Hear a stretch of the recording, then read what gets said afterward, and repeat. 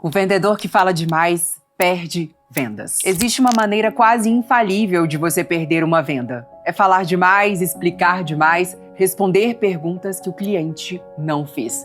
Mostrar 15 slides e o problema não é que o seu cliente não entendeu sua solução. Muitas vezes ele entendeu perfeitamente. O problema é que ele ainda não compreendeu a gravidade do problema que ele tem.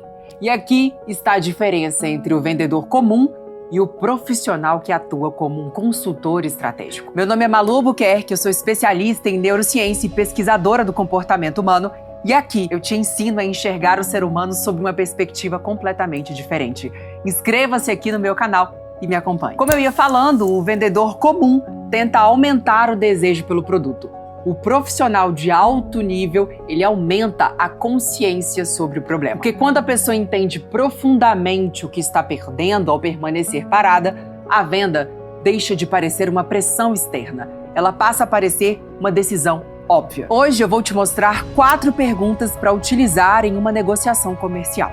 E eu chamo essa sequência de método raiz. E fique preparado, porque eu nunca revelei isso antes. Quando uma máquina para dentro de uma fábrica, existem 2 maneiras de lidar com o problema. A primeira é a maneira apressada. Alguém bate e a máquina volta a funcionar. Ufa! Um alívio até ela parar novamente. A segunda maneira exige mais inteligência.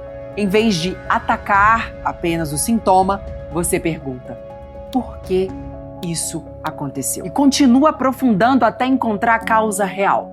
Essa lógica ficou conhecida como 5 Whys, ou 5 porquês. A prática de repetir perguntas para ultrapassar os sintomas óbvios e chegar à raiz de um problema. A técnica de pensamento e resolução está no sistema da Toyota e disponível para acesso gratuito no Lean Enterprise Institute. Se uma empresa inteligente não tenta consertar uma máquina antes de compreender a causa da falha, por que tantos vendedores apresentam uma solução antes de compreender a verdadeira dor do cliente? Isso prova que a venda mais poderosa não começa com a apresentação, começa com o diagnóstico. O método raiz. Pergunta número 1. R. Repetir a emoção. Imagine que você está conversando com um possível cliente. E ele diz: bem, essa situação está me deixando estressado. A maioria dos vendedores escuta a palavra estressado e imediatamente pensa: bom, agora eu vou mostrar como que o meu produto resolve isso. Não faça isso. Você ainda está na superfície. Em vez de correr para explicar, repita apenas a palavra emocional. Qual é a palavra emocional? Estressado. Uma expressão genuína de interesse. Estressado? E faça uma pausa de 2 segundos. Somente isso. Estressado? Ou preocupado? Ou sobrecarregado? Não é uma técnica teatral, não é um truque de manipulação, é uma forma de demonstrar que você percebeu algo importante e quer compreender melhor. Quando você repete a palavra com curiosidade real, a tendência é que a pessoa amplie a resposta.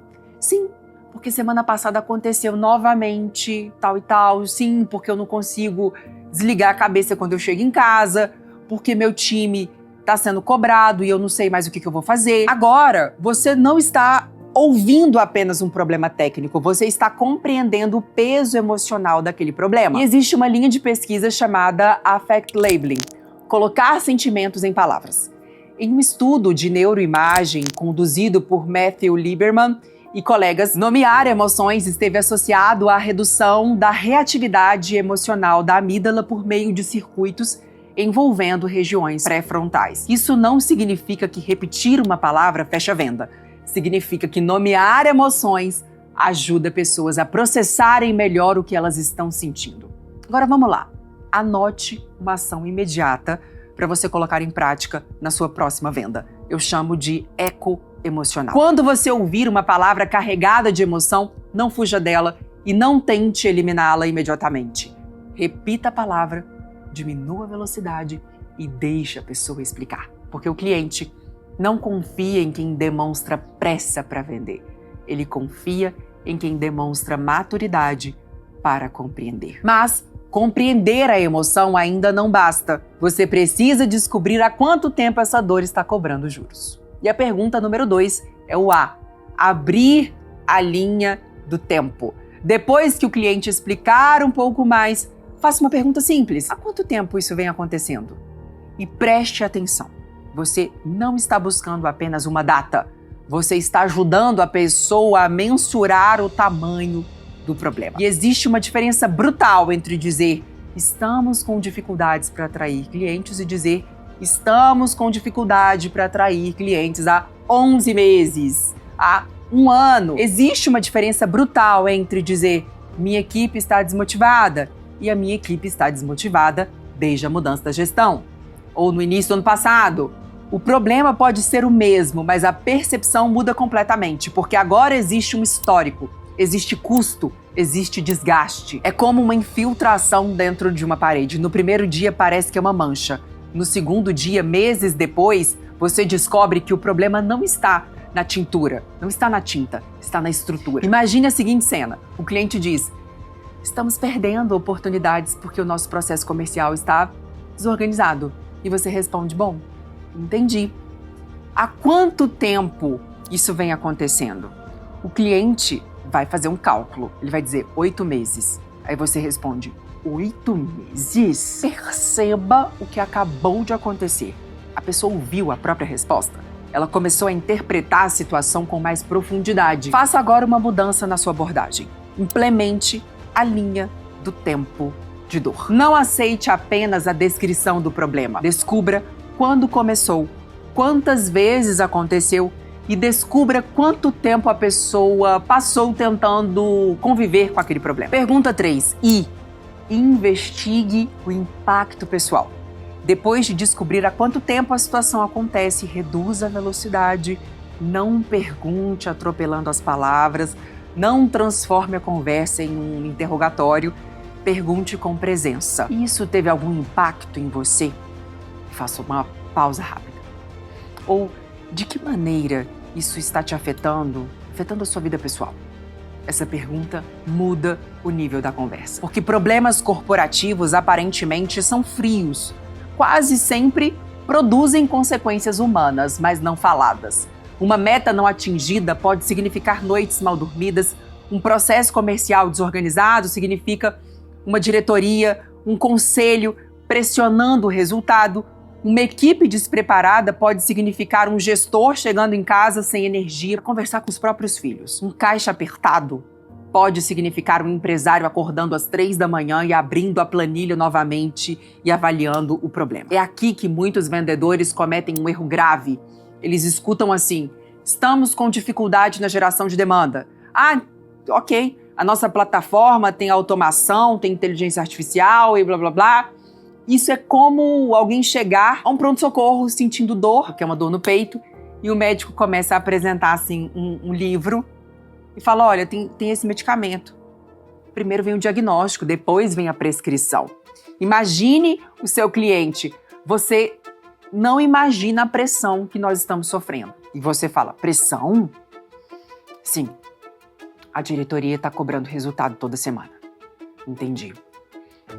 Isso teve algum impacto em você? Ele responde, bastante. Eu tô levando esse problema para minha casa, minha família já percebeu, eu não consigo ter tempo de qualidade com os meus filhos, meu celular toca toda hora. Agora você chegou a um ponto importante. Mas não interprete isso como permissão para explorar emocionalmente alguém, sabe? Como se fosse um terapeuta. Não, o seu papel não é fabricar sofrimento. É compreender com responsabilidade o impacto que já existe. Autoridade não vem de pressionar. Autoridade vem de sustentar conversas que outras pessoas evitam. Implemente outra mudança agora. Eu a chamo de mapa de impacto. Investigue 3 dimensões. O impacto na operação, o impacto nos resultados e, quando houver confiança suficiente, o impacto pessoal. Pergunta 4 é o Z. Zoom. Zoom em uma situação específica. Quando alguém diz estamos com problemas, você não possui informações suficientes. Alguns problemas é abstrato, é superficial. Você precisa aproximar a câmera. Faça a pergunta assim, você consegue me dar um exemplo específico de quando isso aconteceu? Pausa. Essa pergunta obriga a conversa a sair do campo genérico e o cliente precisa se aprofundar. Ele vai dizer, na semana passada, um dos nossos melhores leads entrou em contato e ninguém respondeu. ficou 2 dias parado. Quando nós retornamos, esse lead tinha fechado com um concorrente. Percebe a diferença? Você não está mais falando sobre um problema teórico. Você está diante de uma cena com contexto, consequência, memória, urgência. E você vai implementar mais uma mudança agora. Eu chamo de cena concreta. Sempre que você escutar uma resposta vaga, aproxime a câmera e pergunte: quando foi a última vez que isso aconteceu? Quem estava envolvido? O que aconteceu depois? Qual foi o custo daquela situação? E você acabou de encontrar a raiz. E somente agora começa a fazer sentido falar sobre a solução, sobre a sua venda, sobre o seu produto. Vamos colocar as 4 perguntas em ordem agora para você fixar isso na sua mente. O cliente diz: nosso time comercial está sobrecarregado. E você não apresenta nenhuma solução. Você começa pelo R. Sobrecarregado? O cliente explica. Então você entra no A. Há quanto tempo isso vem acontecendo? E o cliente responde: 9 meses. E você entra no I. Isso teve algum impacto em você?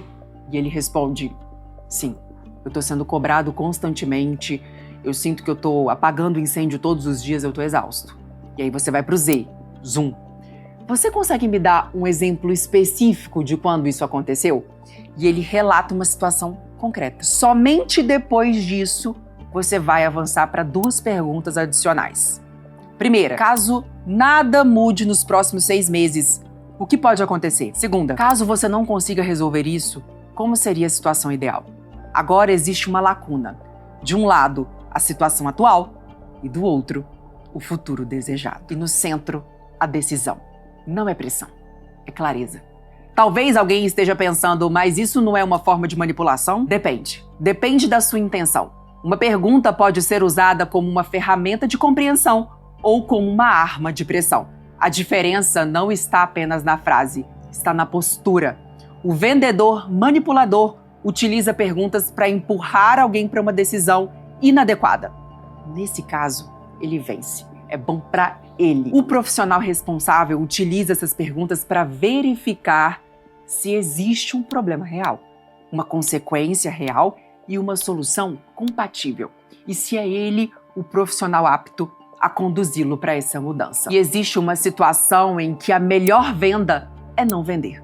Quando você percebe que a pessoa não possui o problema, que a solução não resolve, quando não existe urgência real, quando o investimento não faz sentido, quando você não é a melhor opção, dizer não para uma venda errada aumenta a confiança nas vendas certas. E essa é a mentalidade que separa vendedores ansiosos de profissionais respeitados. Por último, eu quero te ensinar a sair de apresentador de produtos a arquiteto de decisões. Meus clientes têm prazer em falar: eu não tomo nenhuma decisão sem antes conversar com a Malu. Eu vou te explicar como que eu faço isso. Em 2009, a Domino's Pizza enfrentava um problema incômodo. Não era falta de propaganda ou lojas, muito menos reconhecimento. Era pior. As pessoas não gostavam da pizza. Alguns clientes diziam que a massa era papelão, outros comparavam o molho com ketchup. Uma das maiores redes de pizzaria do mundo ouvindo, sem filtro, que o seu principal produto não entregava o que prometia. A reação mais confortável? Ignorar. O que levaria a uma negação, o famoso não tem nada de errado comigo, sempre deu certo, os meus clientes sempre gostaram de tudo. Os clientes que não estão percebendo o valor, eles estão falando. A Domino's poderia ter criado uma nova promoção ou dado desconto para alavancar a venda, ou até ter contratado uma celebridade para injetar dinheiro em publicidade e vender mais. Mas ela fez algo muito mais difícil.